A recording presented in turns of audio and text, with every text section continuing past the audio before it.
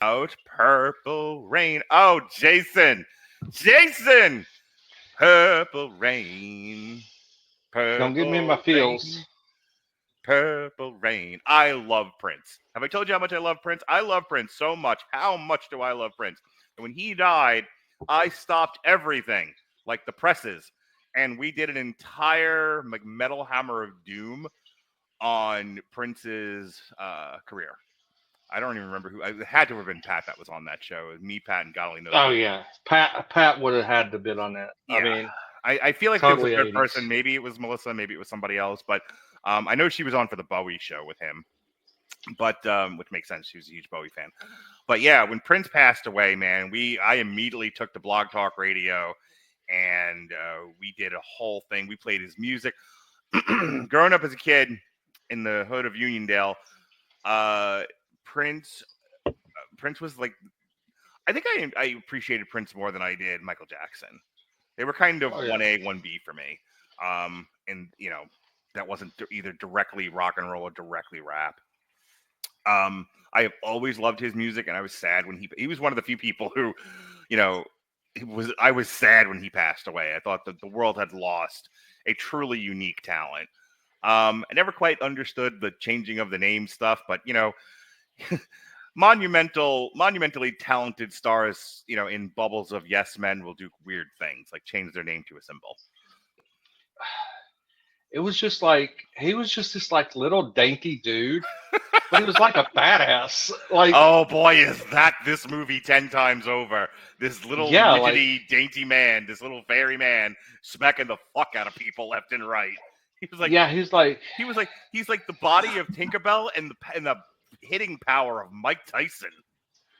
Yeah, I mean, it reminds me like don't make Wayne Brady choke a bitch. But yeah, he was like 5'2" or something, and like he was out there like he was like Little Mac with Mike Tyson power. Mm-hmm. But yeah, and it's really funny how Purple Rain was made because it all came about because of a record deal. He wasn't going to sign another record deal unless they gave him a movie that he wanted to star in. He wanted to be everything yet. It was a showcase, which I'm going to talk about when I read the demographic stuff. And he said, "Fuck it, I'll only do it if you. I only sign a contract and make more records if you give me a movie." And there's like, oh, "Okay, you're Prince, sure." Give this guy $5 million and tell him to shut the fuck up. It's like $7 million. Yeah, it's like it's like here's a passion project. Just keep making music, right? And I think that when he did die, hey Louie, cut this guy a check and get him out of my office. You crazy. Yeah, you had the little because we're gonna go through all stereotypes. Little Jewish guy cutting him a check. But yeah, and I think when he died, a part of like musical influence died, and you see that through this soundtrack. This soundtrack is phenomenal. Yeah. Prince was a fantastic part of my life. As we've talked about, I'm adopted. Sorry, what we talked about on the show before. I'm adopted. And unfortunately, and again, I'm not shitting on Prince when I say this, the woman who raised me was obsessed with Prince. So I heard. I thought she was going to say she dressed like Prince, and I was like, okay. Keep going. I'm out. No, seriously though. And so I spent a good chunk of my life not liking Prince out of just like, stay with me out of the fact that she liked him. But then listening to me, he was a fantastic artist. Again, gone too soon. Yeah. I know that's cliche, but gone too soon. I love the fact that he has always just gone to. He and David Bowie are very, very similar in the fact that they always went full on what they did, and that's Prince is fantastic, and even Symbol, artist formerly known as Prince, is still fantastic. Sure. And I still listen to his music to this day. I know you were talking about Little Red Corvette. that song lives rent-free in my head. And I think Yeah. live rent-free in pretty much everyone's head who's heard it. I mean, she Yeah. did have a pocket full of Trojans. We're not going to review the movie. We're just going to recite Prince lyrics to each Yeah, other. it's just gonna be Prince lyrics the rest of the Well, time. before we go any further, by the way, I'm the kid. Oh boy. No. That is what Mark calls me. He calls me kid. I am the kid. No, you're the prince. He's the kid. Oh, okay. There we go. All right. So I'm the protocol son because Mark can't remember to say prodigal. you know what I can remember to do? This show. Purple Rain is a 1984 American romantic smack. Take a Do you Happy feel the Pip- love? Do you feel it? Jesus Christ. Kevin's Pip Hand's strong. There were more hits in this than the average boxing match. Anyway.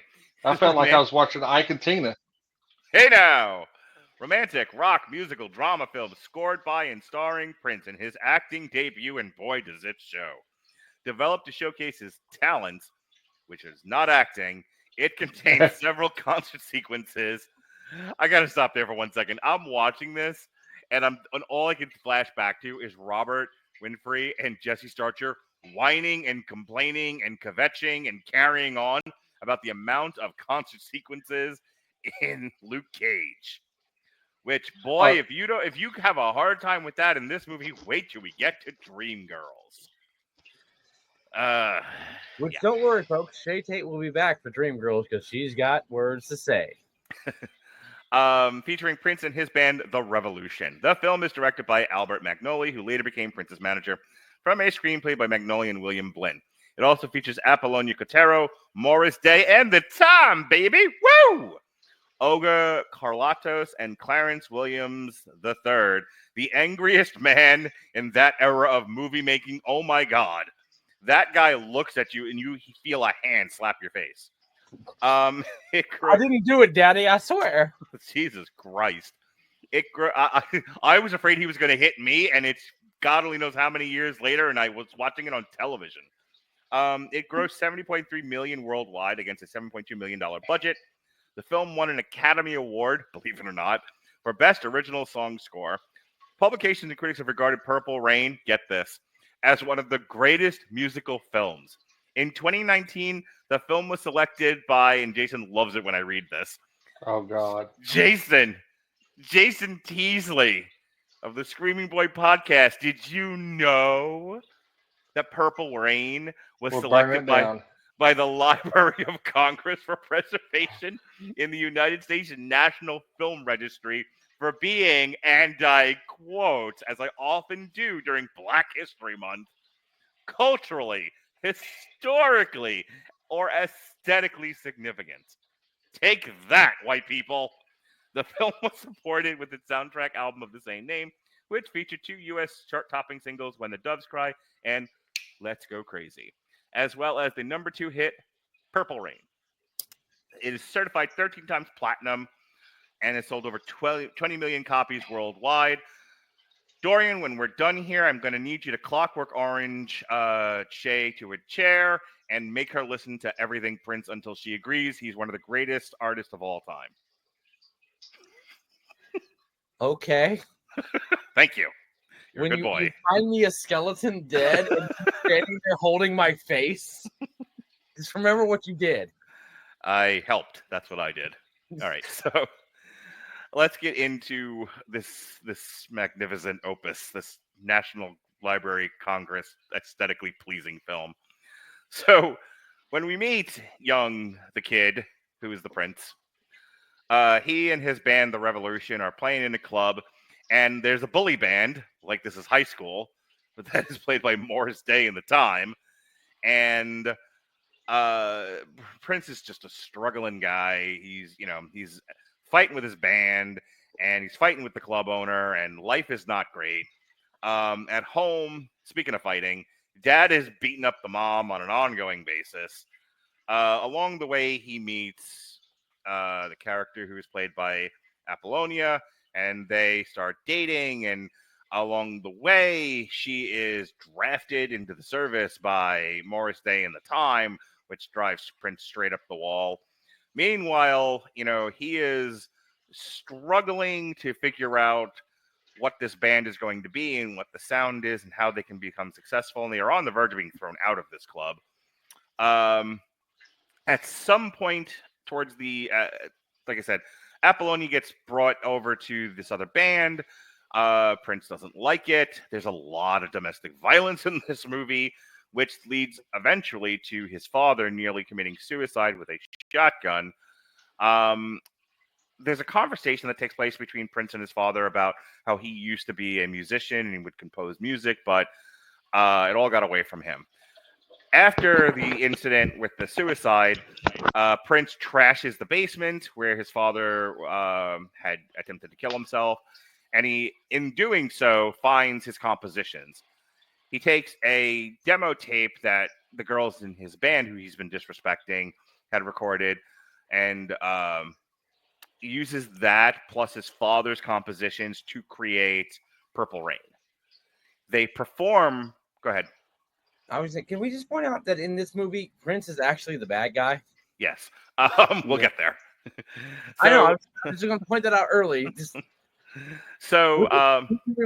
Sucking Prince's dick, and that's fine. He's a fantastic artist, but in this movie, bad guy. He also can't act for shit, but we'll get there. So they perform. So he composes Purple Rain, and feeling anxious about it, like how well is this going to go over with this crowd who I've already had a hard time connecting with. They perform Purple Rain, and he immediately runs out of the club like the Flash, and then he starts to hear people like cheer. He's like, oh wait, I've got a hit here. So he comes back out there, and because he gave credit to the girls in the band, and because the crowd loves him, he has his confidence. He has found his rhythm. He has found his rhyme. And they performed 2 more songs because what this movie needed was more concert footage. And then he wins. That's the end of Purple Rain. All right, Dorian, since you just got here, what did you think of Purple Rain? Okay, like I said, I saw this movie a lot when I was growing up, and I'm going to speak as a boy in his late 20s. First, yes, Apollina is fantastically hot. I mean, not as hot as my girlfriend, but again, who can be? So again, the sex scenes, immediately grab you. The issue I had with it, and again, it's not that it's a bad movie. The people who are working behind the scenes, they're running camera and doing the lighting, they did fantastically. Yeah. Prince was far too up his own ass for this. Yeah. That being said, the reason that this movie resonates with me is because of the domestic violence. Mm. At the time I saw this movie the first time, I was watching that happen in my own life. So it resonates in the sense of like, okay, yeah, that's reality. They nailed that really well. Again, yeah, as you pointed out, Mr. Radulich, Prince is not a good actor. Nope, not even a little bit. They should let someone else play Prince. And again, actually, no, I wouldn't wanted him producing. If you're like, you're not being me, dude. Who wants to be you? Could you imagine? Jason and I love to rewrite and recast movies. We just did it with The Wiz. This same movie, but Denzel Washington. That would have been beautiful. That would have been beautiful. Actually, at the time, Eddie Murphy. No, even better. Are we talking about like recasting Prince himself? Yeah, I would say Will Smith at the time. In the mid '80s, he would have been young enough that it would still work. We're right on top of, I think, because this is '84 when it comes out. I don't think he's a thing until the late '80s, early '90s. Yeah, he's like, I think Will Smith is. Keep going, Dorian. I will fact check. No, truly, again, Fresh Prince of Bel-Air doesn't hit till the late '80s, very, very early '90s, if I remember correctly. But at the same time, the idea of a young kid trying to pull themselves out of shit and being shitty themselves, but understanding why they're shitty by the end of the movie. I think Will Smith could have done that. It's 2 years too early. 16. What do you? The Fresh Prince, DJ Jazzy Jeff, and the Fresh Prince don't enter the mainstream culture until '86. Okay, sorry. The reason I thought Will Smith, and again, I'm not trying to drive us off the highway here, is that DJ Jazzy Jeff and Will Smith did that Nightmare on My Street. To Nightmare on Elm Street. So I thought maybe they were. But anyways, yeah. Again, I agree with Denzel Washington. Whole point being that no, Prince does not act well in this. He is an absolute villain. And again, I quote my girl, Michaela Wanamaker, when she's like, "It's the villain in this movie." Everyone knows that, right? I can just imagine Mitch just like, "Hey, wait a minute!" like someone's trying to pull a fast one on her. Like, why are we rooting for him? Yeah, I don't know, because he paid for the damn thing. Yeah. The domestic violence thing, myself is going for my career in film entertainment. This does resonate with me because of that. And I don't believe it's a good film by any stretch of the imagination. But it is it is a film that people actually worked and tried on that can still touch you. And again, I'm excited to hear what Jason has to say too. Yeah, go ahead. I'm excited to debate with him on this. Jason, your thoughts on Purple Rain? Oh, I love Purple Rain because one, it's a glorified awful movie. Simply because I love Prince. I mean, yeah. But and I love the soundtrack for it. Yep. But yeah, the Jason, the shot up your nose is fantastic. I know, it's wonderful. I'm glad to see. I can hear him, and he isn't buzzing out. Leave him alone. Yeah, I don't care. I don't want airbrush. It's his face. It's fine. But it's wonderful simply because it's Prince. But the acting is horrible. I mean, everybody carries him, and you can see that he is the biggest diva on set. And he had to be a diva while making this movie. Prince is to this movie what the Ultimate Warrior was to his run in the WWF. Yeah, And everybody in this movie is fucking Rick Rude. Yeah, I mean, everybody wanted that good payday because it just had Prince's name attached to it. Sure. But like I said, it's great soundtrack, and it's like I said, it's wonderfully awful simply because of Prince's acting. But it is also fiction because it did show the father in the as a family dynamic. We know that that's not true. We're going to talk Black history, so we know that Black fathers don't stick around after the kid's born. So, ladies and gentlemen, everyone who's watching, do you remember the disclaimer at the start of the thing? Yeah, this is why we have it. I'll say it again. Welcome to Black History Month on the Radulich and Broadcasting. Yeah, remember you should have heard. You should have heard our. Go back and listen to the Ike and Tina review. Oh, the memories. Yeah. But I mean, I felt like I was watching the sequel to Ike and Tina. Yeah, really. With as much as the beatings. It reminded me of that old Bill Cosby bit, "Let the beatings begin." Then my wife makes an announcement that the beatings will now begin.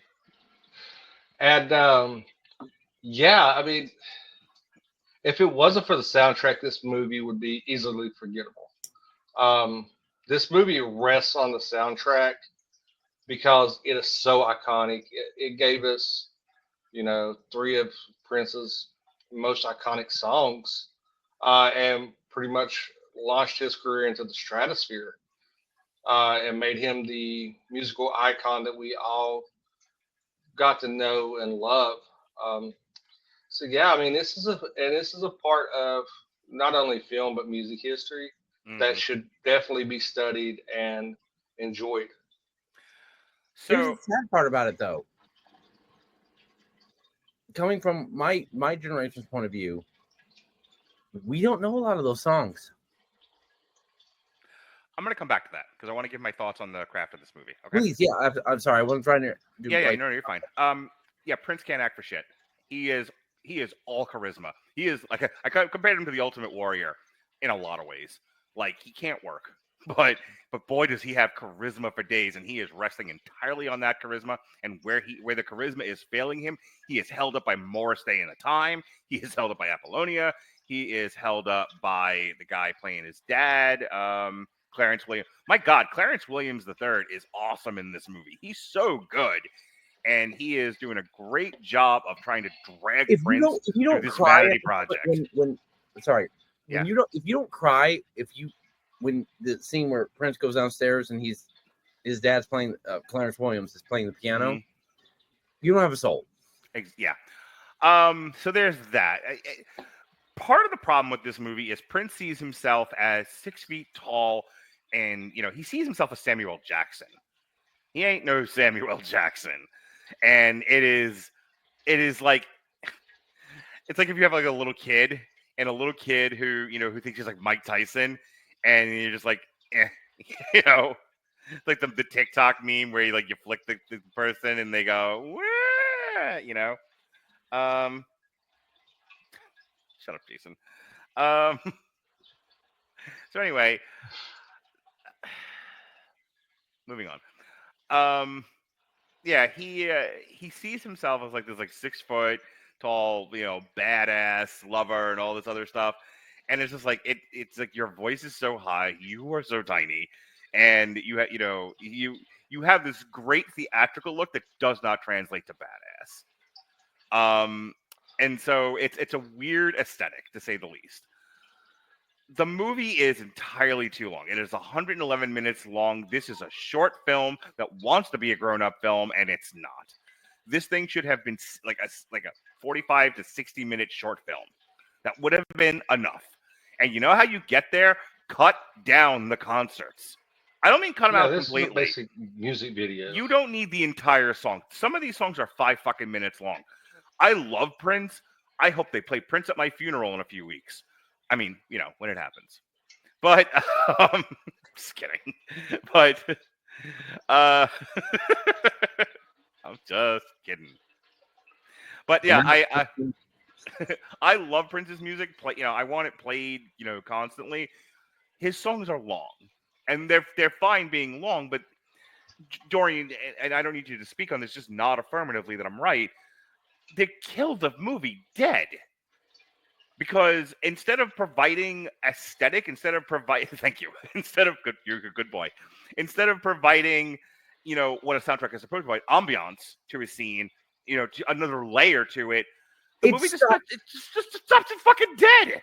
It slammed the brakes on. Right. Or I was like, oh, okay, why? And you're tight on Prince for the whole time. They don't really do like crowd shots. They do a little bit of it in the beginning to kind of give you a sense of the club. But from that point on, every time he performs on stage, you are just watching a concert film. It's a music video that went on too long. Yeah. It was. I was waiting for Carson Daly to welcome us to Total Request Live. I've seen a couple of concert films. Like I saw the Big Four. And even with the Big Four, they would cut away from Megadeth or Metallica or Anthrax or Slayer. They would show you the crowd. They would cut in backstage footage. They would do other things. Like you can't just show the concert stage. Might I point out a better film that did this? What Purple Rain was trying to do better. Quickly, yes, go. The Wall. Yeah, Pink The Floyd's Wall's a really good example of that. By the way, really, really, really quickly, has Shay ever had the experience of playing Dark Side of the Moon while The Wizard of Oz is on? No, and has anyone ever told her that's a thing? No, it is a thing, and it's funny because actually everyone who's involved in Pink Floyd, again, they don't talk to each other anymore. They all hate that. I'm sure they do. Anyway, getting back to what we're supposed to be talking about. Yes. I love Purple Rain, but I love Purple Rain because it's such a silly ass. It's both a silly movie, but also because Prince can't act and he's just terrible. But again, it's like what somebody with just so much charisma who can't act, and you're like, I'm amazed and horrified at the same time. Like, this is a truly unique visual experience. Well, how he treats Apollina, in her character, it's like this. Oh my god, that scene outside the lake being the best example of this. In any other film, like if it was done modern, he would be the villain, and we have some, For those who have never seen it, he basically tells her, like, you'll never be a star unless you baptize yourself in the lake, in the waters of Lake Minneapolis, or whatever the fuck the name of the thing is called. Yeah. And then she's like, okay. She assumes that because they're in front of a lake when he says this, the implication being it's that lake. So she takes her clothes off, and we get just a tasteful shot of her bosom, and she goes into the water. And she's like, "Am I a star yet?" And he was like, "Well, that's not the real lake, you motherfucker." And then drives off, and then leaves this naked woman in the water and drives off. And you're like, in any other world, that's a felony. But you just did. That would be like the start of like, this is our villain, ladies and gentlemen. Yeah, that's the beginning of a horror movie. In any case, just to kind of wrap this up, the movie is held up by everybody else's performance, and it's held up by the music. The story isn't enough to fill the runtime. It is a very thin story. Now, as a cautionary tale about domestic violence and trauma, it works just fine. But if you're going to do that, this thing needed a major rewrite. They were resting entirely too much on Prince, on Prince's star power and being the lead in this movie. And they weren't touching enough on, like, just showing people getting beat up isn't really saying anything about domestic violence.